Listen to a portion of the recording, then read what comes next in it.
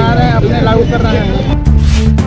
तो private sector के जो उनके मित्र लोगों का इंश्योरेंस कंपनियां हैं, उसको फायदा पहुंचाने के लिए इस देश की 40 करोड़ ड्राइवरों का। नमस्कार, मैं राजेश और आप देख रहे हैं नीति 365। केंद्र सरकार के द्वारा नए ड्राइविंग कानून को लेकर के सभी ड्राइवरों में खासा विरोध है।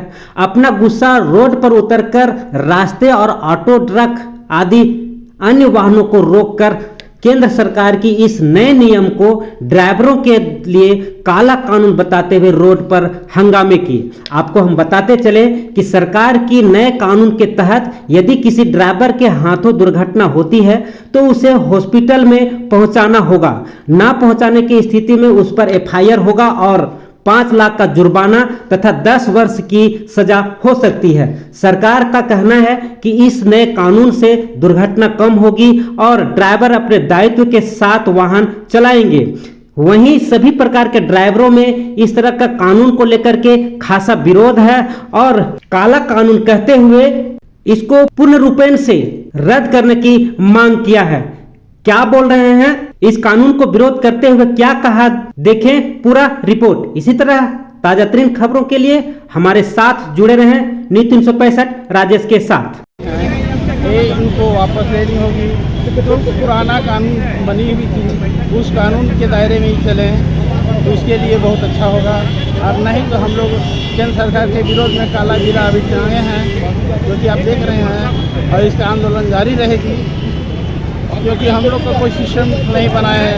अगर सरकार सिस्टम बनाती है तो चालक के 8 घंटा ड्यूटी, तो हम 8 घंटा आराम, 8 घंटा अधीर रहता। तो ये सब कुछ कानून हम लोग के साथ नहीं है। हम लोग के साथ क्या कानून है कि अगर स्पोर्ट घटना घटती है तो कोई ड्राइवर जल्दी घटना नहीं घटाती है।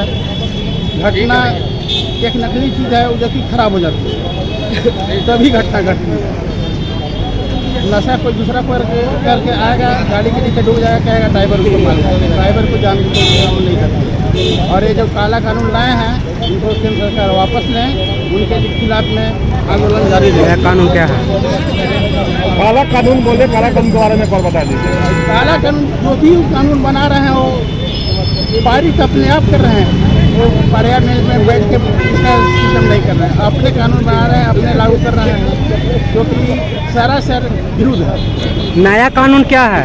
नया कानून है ड्राइवर के लिए भी लाया गया, जो 5 लाख का जुर्माना या 10 साल का जेल। अगर एक गरीब driver 5 lakh on the spot कहाँ से दे पाएगा? तो केंद्र सरकार के कानून आया है, उसको क्या कहेंगे आप लोग के लिए? बता सकते हैं कि केंद्र सरकार की जो कानून है, जो पहला बना हुआ कानून था, उसके अनुरूप काम करिए ना। जबरदस्ती छेड़छाड़ करके नया कानून ला रहे हैं। नया कानून पता है क्या है? आखिर क्या है, तो तब ना आज दिक्कत हुआ है इनको ड्राइवर लोग को। 5 लाख रुपया कहाँ से देगा और फिर 10 साल पेट का फटेगा, कहाँ जाएगा बाल बच्चा? कितना नौकरी में कितना तनख्वाह मिलती है ड्राइवर को? रोड का नौकरी है। केंद्र सरकार को क्या कहेंगे कानून के बारे में? कानून को जो लचीला करिए, जो है पूरा वही रहने दीजिए। ऐसा मत जबरन समझिए ताकि मैंने लोग मारना शुरू कर दें। ऐसा नहीं होना चाहिए। चुनाव भी नजदीक आ रहा है, क्या कहेंगे? चुनाव नजदीक आ रहा है तो चुनाव आ रहा है तो चुनाव तो आएगा ही, समय पर तो आएगा, लेकिन इनको जवाब दिया जाएगा समय पर। परिचय दीजिए, नाम बताइए। कुमार वर्मा। ड्राइवर लिए जो काला कानून जो बता रहे हैं, कानून के बारे में क्या नुकसान होगा इसके बारे में बताइए। देखिए, स्पष्ट रूप से ये आप देखेंगे कि ड्राइवर लोग मुआवजा अगर देगा तो गाड़ी का इंश्योरेंस होता है, लाइफ का इंश्योरेंस होता है, सर्विस का इंश्योरेंस होता है, तो वो क्लेम तो करेगा नहीं लोग। तो सीधी बात है, मेरा तो सीधा केंद्र सरकार पर ये आरोप है, वो प्राइवेट सेक्टर के जो उनके मित्र लोगों का इंश्योरेंस कंपनियां हैं, उसको फायदा पहुंचाने के लिए इस देश की 40 करोड़ ड्राइवरों का वो हत्या करने जा रहे हैं। एक तरह से कहीं उनकी हत्या हो रही है कि आप पूरा पैसा उनको भरिए, उनको मतलब नहीं, क्लेम करने के लिए ड्राइवरों को देंगे, बाकी इंश्योरेंस कंपनियां कोई क्लेम, तो इंश्योरेंस बंद करने का बात करते कि इंश्योरेंस नहीं होगा। दूसरी बात ये मैं कहना चाहता कि इस देश में कोई भी कानून बनने से पहले उनके इंफ्रास्ट्रक्चर पर ध्यान दिया जाता है। ड्राइवर को आपने स्किल्ड बनाया है, जितनी गाड़ियाँ आप बेचते हैं जितनी गाड़ियाँ कॉमर्शियल व्हीकल चलती है तो सबके लिए इंफ्रास्ट्रक्चर अगर आप डेवलप करते हैं तो आप टोल टैक्स लेते हैं। उसके बाद आप गाड़ी के क्या होता है वीकली या 3 महीने पर कॉमर्शियल टैक्स लेते हैं। ड्राइवरों का रिन्यूअल का टैक्स लेते हैं। अगर एक बार ड्राइवर को आप लाइसेंस देते हैं तो हर 5 साल पर रिन्यूअल भी कराने का उसका प्रयास होता है। इसके लिए जिम्मेवारी होता है। कोई भी ड्राइवर होता है वो किसी को भी धक्का मारने का प्रयास नहीं करता, कोई भी काम नहीं करता है। तो आपको ऐसा क्यों लगता है कि ड्राइवर बार बार गलती करता है? तो कहीं ना कहीं आप जो है अंग्रेजों के ज़माने में जो कानून था कि जो कानून हमने बना दिया वही कानून हो जाएगा, इसके लिए कोई विरोध नहीं होगा। ये हिंदुस्तान की लोकतांत्रिक व्यवस्था है और लोकतंत्र में हर आदमी आपका विरोध करेगा। जैसे किसानों ने आपका विरोध किया, तभी 40 करोड़ इस देश में ड्राइवर है और 40 करोड़ लोग जब है एक साथ सड़कों पर उतर कर आपका विरोध करेंगे। इसलिए तत्काल जो पिछले प्रभाव से जो कानून लागू था यथावत चालू रखने थे, अन्यथा ये पूरे देश को अर्थव्यवस्था को भी ठप करने का प्रयास करेगा। महंगाई अपने चरम सीमा पे जाएगी अगर इस तरह से वो कॉमर्शियल व्हीकल्स को ठप करते ड्राइवर्स को। पुराने ड्राइविंग अधिनियम में जो था वो हल्का था और उसमें ड्राइवर लोग गाड़ी चलाने में अनियमितता बरतते थे, असावधानी बरतते थे। अभी का जो नियम है वो थोड़ा सख्त है जिससे कि ड्राइवर अपने जवाबदेही समझेंगे। इसमें नियम कानून के विषय पर क्या कहेंगे? एक बात स्पष्ट करना है कि ड्राइवर को लाइसेंस कौन देता है? एक सरकार DTO देता है लाइसेंस। जब DTO देता है पूरी जांच पड़ताल करने के बाद देता है लाइसेंस। कोई स्किल्ड हो गया है, जब स्किल्ड आदमी को आप लाइसेंस देते हैं तो उसमें हल्का वो कोर्ट की जिम्मेवारी है ना। आप देखेंगे सैकड़ों लोग जो मर्डर करके रोडों पर घूमते रहते हैं, जो निर्दोष लोग जेलों में सड़ते हैं। अभी सांसद बृजभूषण सिंह के खिलाफ देश की इतनी बेटियों ने लगाया आरोप, वो अभी तक बाहर घूम रहे हैं। जो ओलंपिक में साक्षी मलिक जैसे, दिनेश फोगाट जैसे लोगों ने उन पर आरोप लगाया तो उन पर कोई कार्रवाई नहीं होती है।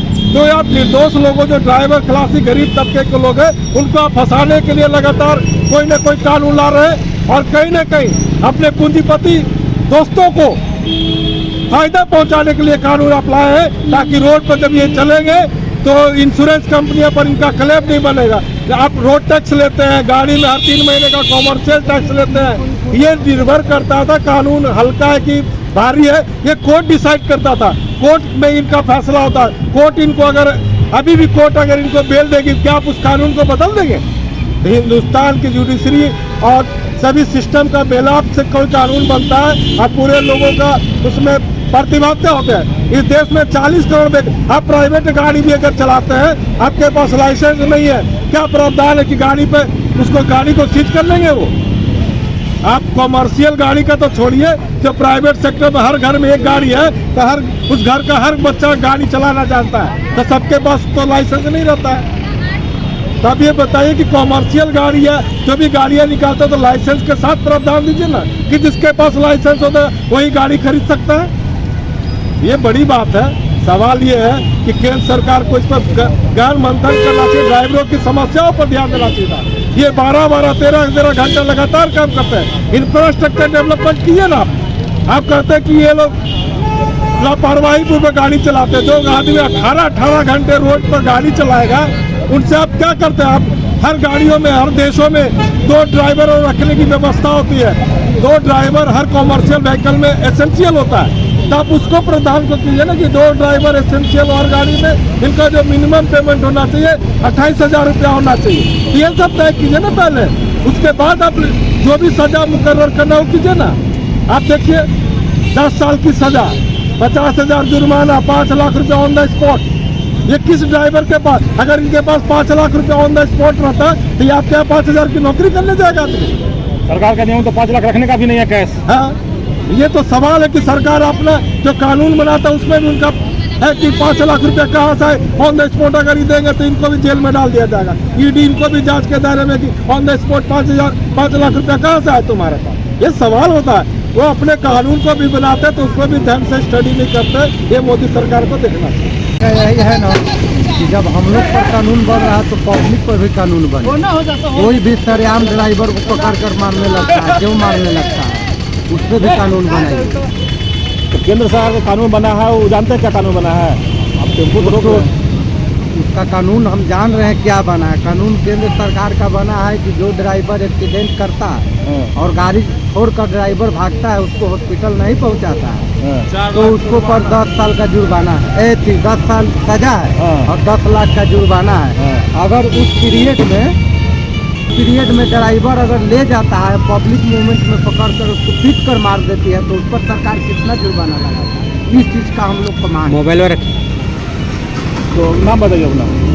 मेरा नाम हुआ निराला कुमार यादव।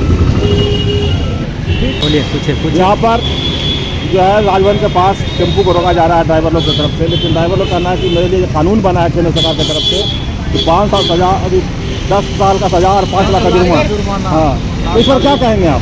ये सरासर गलत है। ये लोकतंत्र नहीं राजतंत्र का अधिकार मंत्री लोग का यह काम है कि लोकसभा में 143 सांसद को हटा के और अपना जो गरीबों का हक अधिकार को मारने के लिए ये लोग एकदम लोकतांत्रिक तरीके से नहीं असंवैधानिक तरीके से कानून को ताकने में रख के और अपनी मनमर्जी का बिल पास किए हुए हैं लोकसभा में। तो किस तरह से, अगर वो लोग तो बोलते हैं कि नशा में जो गाड़ी चलाने से बचने के लिए इस कानून को लाया गया है। तो ठीक है, आप नशा में चलाए चाहे कुछ ऐसे भी चलाए। एक्सीडेंट कोई भी ड्राइवर नहीं चाहता कि एक्सीडेंट मैं करूं, चाहे वो नशा में हो या बिना नशा के हो। तो क्या कहेंगे सरकार को, केंद्र सरकार को, जो कानून आ रहा है उस पर? केंद्र सरकार से हम यही मांग करते हैं कि भाई जो आप कानून लाए हैं ड्राइवरों के लिए अविलंब से अविलंब इसको स्थगित करें, वापस करें, नहीं तो आने वाले दिन में आम जनता को बहुत कठिनाइयों का सामना करना पड़ेगा। सारा अर्थव्यवस्था ड्राइवरों पर ही आश्रित है। अगर कानून वापस नहीं होता तो क्या राजनीति होगा आगे आप लोग का? जिस प्रकार किसान का 3 बिल लाए थे, देश चल रहा था, इसी प्रकार ये ड्राइवरों के हित में जो कानून लाए हैं फिर देश चलेगा। भैया कानून व्यवस्था सही नहीं है। परिचय दीजिए। कानून व्यवस्था सही नहीं है, सब चोर है यहाँ। इंडियन कॉन्फिडेंस ऑफ लेबर के प्रदेश कार्यकारिणी अध्यक्ष झारखंड प्रदेश।